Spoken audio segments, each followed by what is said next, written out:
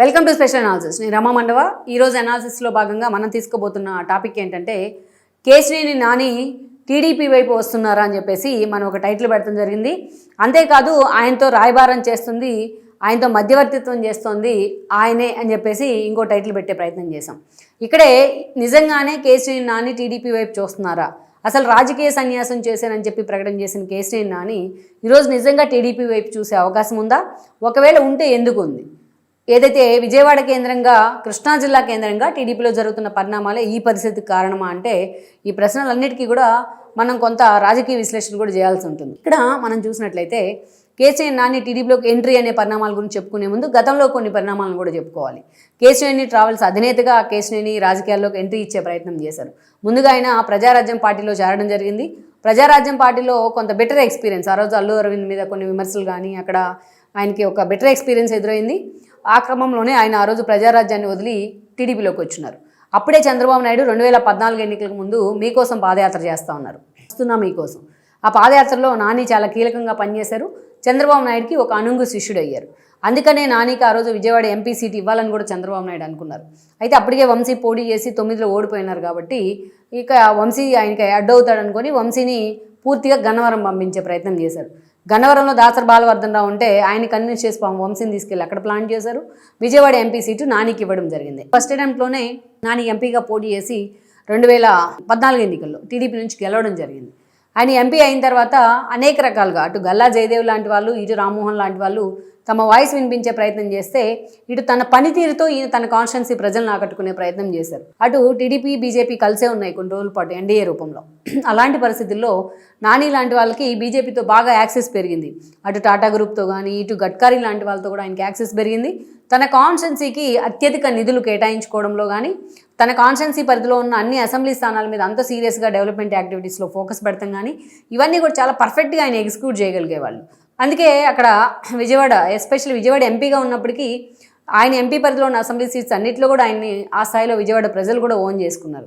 Development యాక్టివిటీస్లో మనం ముఖ్యంగా చెప్పుకోవాల్సింది ఒక దుర్గా ఫ్లైఓవర్ కావచ్చు, అదేవిధంగా ఒక కొండపల్లిలో బొమ్మల కేంద్రాన్ని ఆ స్థాయిలో వాటికి నిధులు సమకూర్చిపెట్టిన విధానం కావచ్చు, తన కాన్స్టిట్యున్సీలో ఏ ఇష్యూ వచ్చినా ఎంపీ ల్యాడ్స్ ఆయన భారీ స్థాయిలో కేటాయించే విధానం కావచ్చు, ఇవన్నీ కూడా నానికి ఒక సెల్ఫ్ ఇమేజ్ని, ఒక ఇండివిజువల్ ఇమేజ్ని అయితే తీసుకొచ్చాయి. అట్ ద సేమ్ టైం 2019 ఎన్నికల్లో మరోసారి ఆయనకు టికెట్ ఇచ్చారు. టికెట్ ఇస్తే ప్రతికూల పరిస్థితులు, అంటే కేవలం ఆ రోజున టీడీపీ మొత్తం 3 ఎంపీ సీట్లు మాత్రమే సాధించింది, 23 ఎమ్మెల్యే సీట్లు. ఒక క్రిటికల్ సిచ్యువేషన్. ఆ 3 ఎంపీలో ఒకరు రామ్మోహన్ నాయుడు, ఒకరు గల్లా జయదేవ్ అయితే ఇంకొకరు కేశినేని నాని. ప్రజల కోసం నిలబడిన నేతలను ప్రజలు గుండెల్లో పెట్టుకుంటారంటానికి ఆ ముగ్గురు గెలిపే నిదర్శనం. 23 ఎన్నికల్లో ప్రజల కోసం వాయిస్ వినిపిస్తే వాళ్ళు ఎంత ఓన్ చేసుకుంటారంటానికి ఈ ముగ్గురు గెలిపే ఉదాహరణ. సో కేశినేని నాని గెలిచిన తర్వాత కొన్ని కీలక పరిణామాలు, పార్టీ ప్రతిపక్షంలో ఉంది. గల్లా జయదేవ్ లాంటి ఒక నేతకు చంద్రబాబు నాయుడు ఆ రోజు పార్లమెంటరీ పార్టీ నేత ఇచ్చారు. దాన్ని నాని చాలా సీరియస్గా వ్యతిరేకించారు. తన కూతురు శ్వేతాన్ని కార్పొరేటర్గా గెలిపించుకొని మేయర్ని చేద్దాం అనుకుంటే అటు నాగుల మీరా దగ్గర నుంచి బుద్దా వెంకన్న లాంటి వాళ్ళు తనకు అడ్డుపడ్డారు అని చెప్పేసి ఆయన అప్పటి నుంచి కూడా ఒక పార్టీ మీద ఒక గ్లెడ్జ్ పెట్టుకునే ప్రయత్నం జరిగింది. ప్యారలల్గా టీడీపీ కూడా ఆ రోజు కేశినేని చిన్నిని, అంటే నాని తమ్ముడిని ప్రోత్సహిస్తూ వచ్చింది. ఆయన ప్రమోట్ చేసే క్రమంలో నానికి పార్టీకి దూరం పెరిగింది. దూరం పెరిగినా నాని మీద ఉన్న వాల్యూ మాత్రం పార్టీ అలాగే ఉంచుకుంది. ఇంత న్యూసెన్స్ జరుగుతూ ఉన్న వాళ్ళ మధ్య నాని కూతురు శ్వేత పెళ్లికి లోకేష్ దగ్గర నుంచి చంద్రబాబు నాయుడు దాకా అందరూ కూడా వెళ్ళొచ్చారు. ఇక నాని విషయానికి వచ్చినట్లయితే సెల్ఫ్ డిసిప్లైన్ లేదు నానికి. వ్యక్తిగతంగా క్యాడర్లో మిగతా విషయాల్లో ఆయనకి మంచి ఫర్మ్గా పేరుంది, సోలో ఇమేజ్ ఉంది, మంచి ఎవరే వచ్చినా సరే వాళ్ళ కోసం ఎంతైనా సరే పనులు చేయించేందుకు ఎంత దూరమైనా వెళ్తారనే మంచి పేరుంది.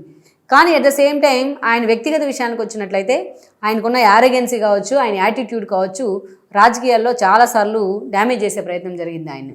రాజకీయాల్లో అందుకే ఆత్మహత్యలే ఉంటాయి, హత్యలు ఉండవని చెప్తారు. సో నాని మాత్రం సెల్ఫ్ గోల్సే చేసుకున్నారు ఈ విషయంలో.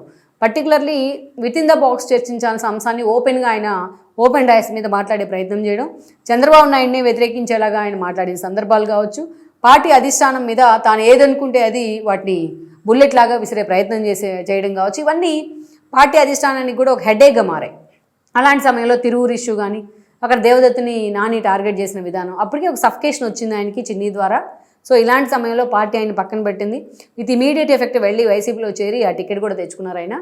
విజయవాడ ఎంపీగా పోటీ చేసే ప్రయత్నం చేశారు, కానీ చాలా కాన్ఫిడెంట్తో, ఓవర్ కాన్ఫిడెంట్తో ఉన్నారు ఆయన. తన విజయవాడ ప్రజలు ఎలాగైనా ఇండిపెండెంట్గానే గెలిపిస్తారని సవాల్ చేశారు. బట్ తన తమ్ముడైన చిన్ని చేతిలోనే ఆయన మొన్నటి ఎన్నికల్లో ఓడిపోవడం జరిగింది. ఓడిపోయిన తర్వాత కొన్ని రోజులు ఆయన రాజకీయ సన్యాసం తీసుకుంటున్నానంటూ కామ్గా ఉన్నారు, కానీ ఆ తర్వాత మాత్రం ఏం అకేషన్స్కి మాత్రం స్పందిస్తూ ఉన్నారు సోషల్ మీడియాలో. చంద్రబాబు నాయుడు బర్త్డేకి విషెస్ చెప్పడం జరిగింది, మోడీ బర్త్డేకి కూడా విషెస్ చెప్తా ఉన్నారు. బీజేపీతో ఆయనకి యాక్సెస్ ఉంది కాబట్టి బీజేపీలోకి వెళ్తారన్న ప్రచారం కూడా జరుగుతూ వచ్చింది. జగన్మోహన్ రెడ్డి కూడా ఎలాగైనా నానిని మళ్ళీ యాక్టివ్ చేయాలని చూస్తున్నారనే చర్చ జరుగుతూ వచ్చింది. ఇంత జరుగుతూ వచ్చిన క్రమంలో కేసీఆర్ నాని మాత్రం తన తమ్ముడు చిన్ని విషయంలో ఎక్కడ ఏ అవకాశం దొరికినా ఆయన టార్గెట్ చేస్తూనే ఉన్నారు. ఉర్సా క్లస్టర్స్కి భూమి కేటాయింపుల విషయం దగ్గర నుంచి చిన్ని ఎలా అవకతవకలు చేస్తున్నారు, లొకేషన్ అడ్డం పెట్టుకుని అనే విషయాన్ని ఎప్పటికప్పుడు ఆయన సోషల్ మీడియా వేదికగా స్పందిస్తూ చర్చనీయాంశమయ్యారు. అలాంటి పరిస్థితుల్లో ఈరోజు తిరువురు వ్యవహారం వచ్చింది. స్వయంగా చిన్నీనే కొలికపూడి శ్రీనివాసం తీసుకొచ్చి టికెట్ ఇవ్వాలని ప్రమోట్ చేసింది చిన్నీనే. ఆయనకి ఆర్థికంగా అన్ని విధాలా అండదండలుగా నిలబడింది చిన్నీనే. ఈరోజు అదే కొలికపూడి ఏదైతే చిన్ని మీద తిరగబడ్డారు, చిన్నీకి సంబంధించి చాలా విమర్శలు చేస్తూ ఉన్నారు. ఆయనకి డబ్బులు ఇచ్చాను టికెట్ కోసం అంటూ ఎలిగేషన్స్ చేశారు, ఆధారాలను కూడా పెడతా ఉన్నారు. But at the same time చిన్ని కూడా తన అనుచరులతోని, తన అన్నయ్యలతోని ఏదైతే కొలికపూడిని టార్గెట్ చేస్తూ ఈరోజు కొలికపూడి వర్సెస్ చిన్ని అన్న ఈక్వేషన్స్ కూడా వచ్చాయి. సో ఇక చిన్నికి సంబంధించి గతంలో ఏదైతే మిథున్ రెడ్డికి సంబంధించి అప్పట్లో ఆయన సన్నిహితంగా లిక్కర్ స్కామ్ వ్యవహారంలో అరెస్టులు జరుగుతున్న సమయంలో చిన్ని పేరు కూడా చాలా సీరియస్గా తెర మీదకి వచ్చింది. వాళ్ళతో సత్సంబంధాలు ఏంటి రాజకేసీ రెడ్డితో అనే వ్యవహారం కూడా వస్తే దానికి ఆయన వివరణ ఇచ్చే ప్రయత్నం చేశారు. ఉర్సా క్లస్టర్స్ విషయంలో, భూమి కేటాయింపుల విషయంలో కూడా ఆయన వివరణ ఇచ్చే ప్రయత్నం చేశారు. ఎప్పటికప్పుడు ఏదో ఒక విషయంలో చిన్ని పేరు తెర మీదకి రావడం పార్టీ అధిష్టానాన్ని కూడా ఇబ్బందిగా మారుతోంది. చిన్ని ఎంత మంచోడని వాళ్ళు కన్విన్స్ చేసుకుంటున్నప్పటికీ ఏదో ఒక రూపంలో చిన్ని పేరు ఆయన ప్రత్యర్థులు తెర మీదకి తీసుకొస్తానే ఉన్నారు. ఇలాంటి పరిస్థితుల్లో చిన్ని కంటే నాని ఎందుకు బెటర్ అనే చర్చ జరుగుతోంది.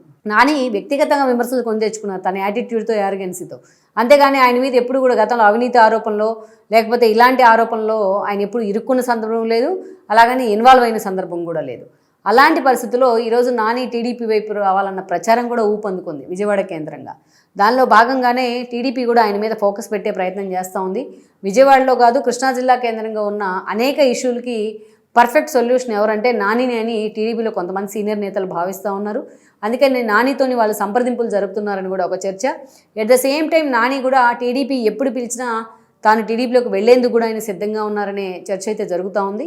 ఇంకోవైపు మనం చూసినట్లయితే నానికి సంబంధించి ఒక సీనియర్ రిటైర్డ్ ఐఏఎస్ ఆఫీసర్ అటు టీడీపీ తరపున ఆయనతో సంప్రదింపులు జరుపుతున్నారనేది మనకున్న సమాచారం. ఓవరాల్గా ఈరోజు టీడీపీ వైపు నుంచి తనకు ఆహ్వానం వస్తే నాని ఎంతవరకు ఆ పార్టీ వైపు చూసే అవకాశం ఉంది, బట్ పార్టీ కూడా ఎంతవరకు నాని మీద ఫోకస్ పెట్టే అవకాశం ఉందనేది ఒక చర్చ. ఎందుకంటే ఆల్రెడీ చిన్ని ఎంపీగా ఎస్టాబ్లిష్ అవుతున్న క్రమంలో, లోకేష్కి అత్యంత సన్నిహితుడు అని చెప్పుకుంటున్న క్రమంలో నాని లాంటి వాళ్ళు ఎంతవరకు కూడా ఆ పార్టీ మీద ఫోకస్ పెట్టే అవకాశం ఉందనేది, అసలు టీడీపీ నిజంగా నానిని తీసుకునే ప్రయత్నం చేస్తుంది ఆ పార్టీలోకి అనేది ఇంకొద్ది రోజుల్లోనే క్లారిటీ వచ్చే అవకాశం ఉంటుంది. ఈ వీడియో మీకు నచ్చినట్లయితే please share, like and subscribe R24 Telugu.